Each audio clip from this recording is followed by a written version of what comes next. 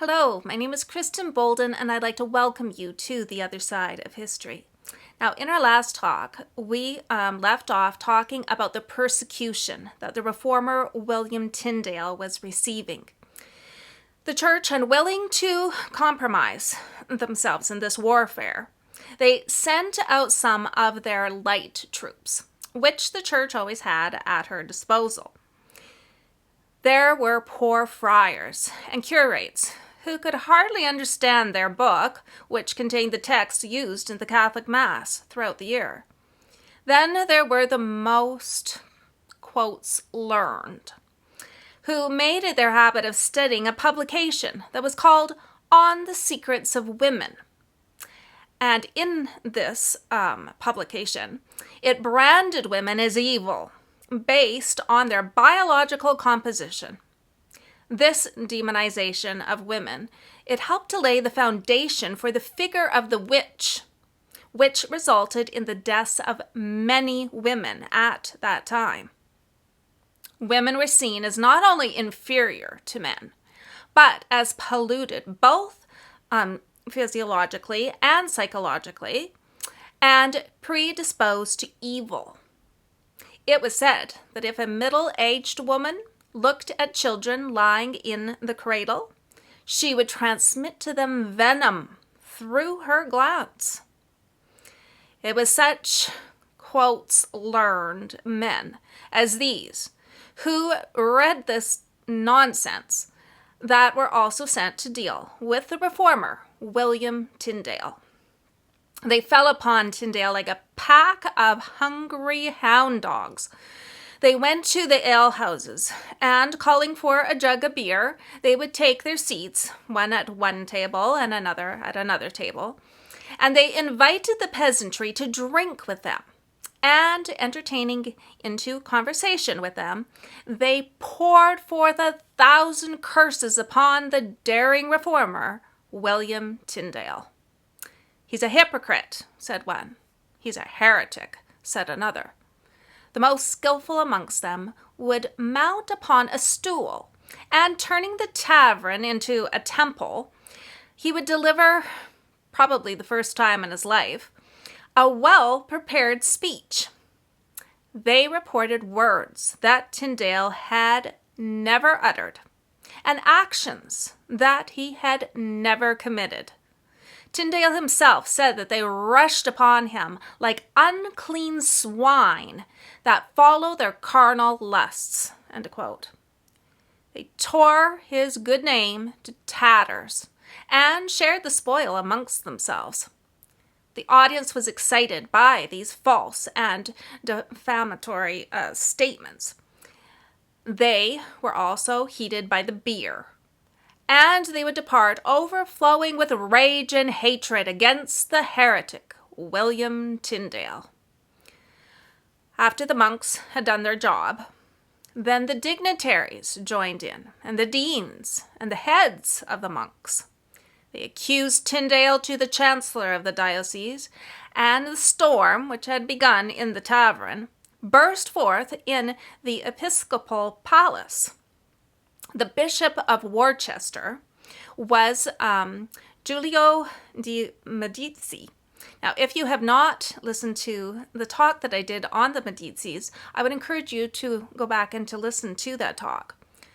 Now, Giulio de' Medici, he was a very learned man and a great politician, and he was also a crafty priest. He basically governed the popedom without being the pope. This inquiry into William Tyndale had its difficulties because Sir John Walsh, who Tyndale worked for as tutor to his children, he was the king's companion at arms, and he was also the patron and friend of this heretic, William Tyndale. Also, Lady Walsh's brother was sheriff of the country. The chancellor decided to call a general conference of the clergy. Tyndale obeyed the summons, But foreseeing what awaited him, he cried out to God as he pursued his way up the banks of the Severn. And he prayed for God to give him strength to stand fast to the truth of his word. When they were all assembled, the church clergy and other ecclesiasts of the diocese, with haughty and threatening looks, they crowded around the humble but unbending Tyndale. When Tyndale's turn arrived, he stood forward, and the chancellor administered him a severe reprimand, to which he made a calm reply. Now, this so exasperated the chancellor that, giving way to his passion, he threatened Tyndale as if he had been a dog. "Where are your witnesses?" demanded Tyndale. "Let them come forward, and I will answer them." End of quote. So not one of them dared to come forward, and they actually all looked the other way. The chancellor waited. He needed at least one witness, but he could not even get that. Annoyed at this desertion of the priests, the representative of the Medici became more impartial and let the accusation drop. Tyndale quietly left, praising God, who had saved him from the cruel hands of his adversaries. In spite of it all, Tyndale entertained nothing but the tenderest charity towards them. "Take away my goods," he said to them one day. "Take away my good name. Yet so long as Christ dwelleth in my heart, so long shall I love you, not a whit the less." End of quote. Tyndale's friends, such as John Frith and others, they were far from him, and he found his consolation with God. There was an aged doctor who lived near Tyndale who had shown him affection. Tyndale decided that he would go to him, and he opened up his heart to this old man. The old doctor looked at him for a while, as if he hesitated to disclose some great mystery. "Do you know," said he, lowering his voice, "that the Pope is the very Antichrist, whom the Scriptures speak of? But beware what you say, that knowledge may cost you your life." End of quote.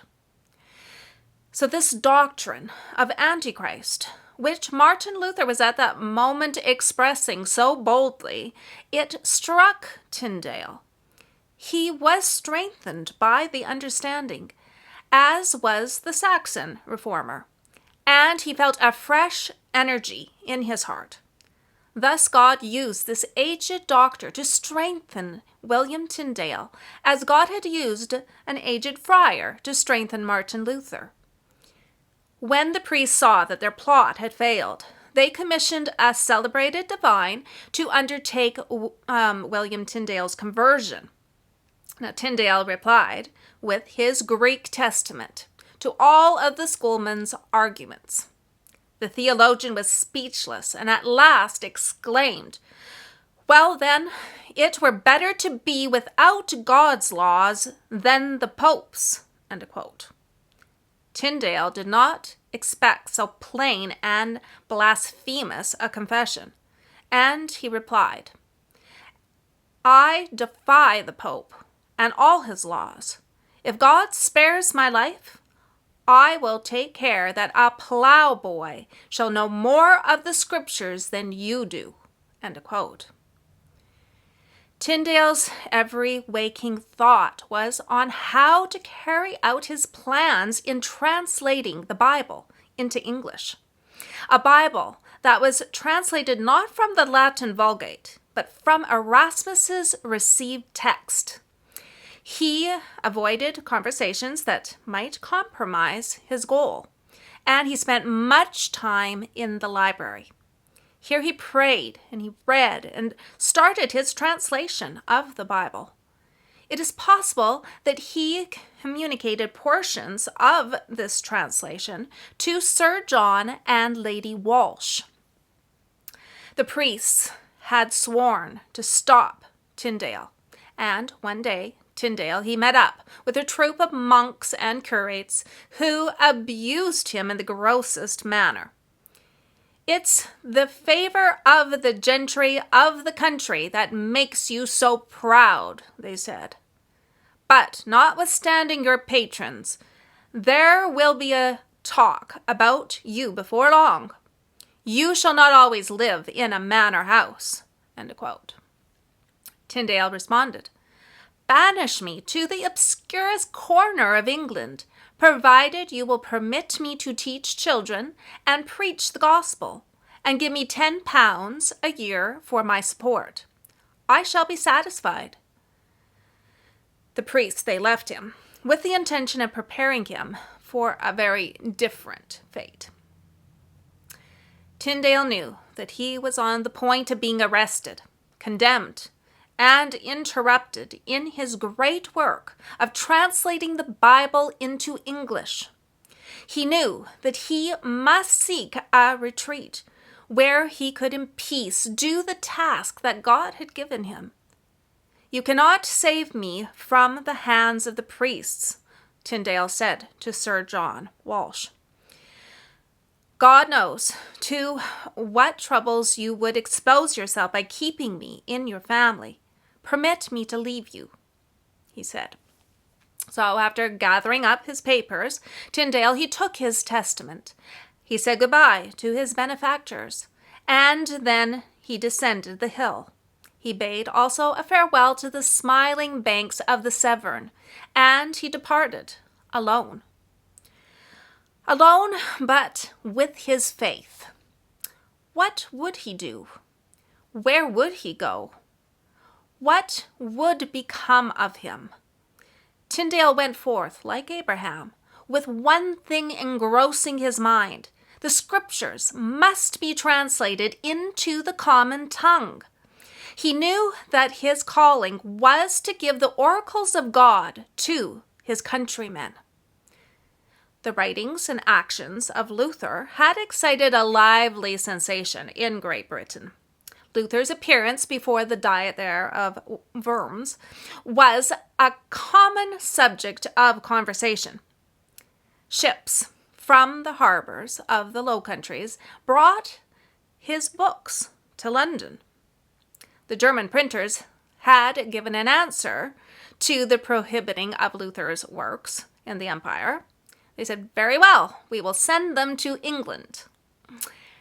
You could almost say that England was destined to be the asylum of truth. Many of Luther's writings, they crossed the sea, and they were translated and circulated throughout England. The German and English nations had a common origin, and being sufficiently alike at that time in character and civilization, the works intended for the one might be read by the other with advantage. The monk in his cell, the country gentleman in his hall, the doctor in his college, the tradesman in his shop, and even the bishop in his palace studied these extraordinary writings. The laity in particular, who had been prepared by John Wycliffe, and had been disgusted by the avarice and disorderly lives of the priests, read with enthusiasm the eloquent pages of Martin Luther. The words strengthened their hearts. However, the papacy was not inactive in the presence of all of these efforts. The Pope had sent a bull to King Henry VIII, calling upon him to get rid of the Lutheran heresy. The king handed it to Cardinal Wolsey, and he transmitted it to the bishops, who, after reading the heretic Luther's books, met together to discuss the matter. "This false friar," exclaimed Wolsey, "attacks submission to the clergy, that fountain of all virtues." Tunstall was a friend of Erasmus, and later Bishop of London. He had returned from his embassy to Germany, where Luther had been painted to him in the darkest colors. He was particularly violent. "This monk is an atheist," he said. "If you allow the heresies to grow up, which he is scattering with both hands, they will choke the faith, and the church will perish." Had we not enough of the Wycliffites? Here are new legions of the same kind. Today, Luther calls for the abolition of the Mass. Tomorrow, he will ask for the abolition of Jesus Christ. He rejects everything and puts nothing in its place. What if barbarians plunder our frontiers? We punish them. And shall we bear with heretics who plunder our altars? No. By the moral agony that Christ endured, I entreat you. The whole church conjures you to combat against this devouring dragon, to punish this hell dog, to silence his sinister howlings, and to drive him shamefully back into his den. End quote. Cardinal Wolsey, this English pope, in imitation of the Italian pope, he issued his bull against Luther. It was read in all of the churches during High Mass when the congregation was the most numerous. A priest exclaimed, "For every book of Martin Luther's found in your possession, within 15 days after this injunction, you will incur the greater excommunication." End quote.